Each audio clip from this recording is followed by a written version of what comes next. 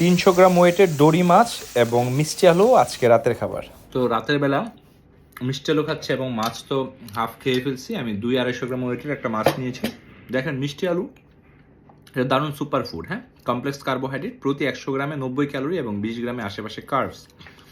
Antioxidant আছে, vitamin D, vitamin C, vitamin A এর দারুণ সোর্স, হ্যাঁ। এটা কিন্তু প্রোস্টেট ক্যান্সার, স্তন ক্যান্সার, ইউরিন ইনফেকশনে খুবই প্রতিরোধে হেল্প করে মিষ্টি আলু। প্রচুর আঁশ থাকায় আপনার মেটাবলিজম ভালো করে, ডাইজেশন ভালো হয় এটা, হ্যাঁ। আপনার টয়লেট খুব ভালো হবে মিষ্টি আলু খেলে। তাছাড়া গ্লাইসেমিক্স ইন্ডেক্স কম থাকায় এটা যে কেউ, মানে ডায়াবেটিক্স যারা আছে, যেহেতু জিআই কম, তারাও কিন্তু অল্প পরিমাণ মিষ্টি আলু খেতে পারে ডাক্তারের পরামর্শ নিয়ে।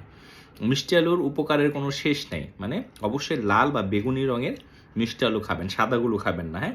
মিষ্টি আলু নিয়ে আলাদাভাবে আমি আরেকদিন বলবো। আর মাছ, এই যে দড়ি মাছ যেটা খাচ্ছি সেটা প্রতি 100 গ্রামে 90 ক্যালোরির আশেপাশে এবং এটা 17 গ্রামের আশেপাশে প্রোটিন আছে। তো ভাতের অন্য একটা অপশন হিসেবে আপনারা মিষ্টি আলু খেতে পারেন। এই যে উপরের আবরণটা সহ খাবেন, এই যে এটা, এটা ফেলে দিবেন না।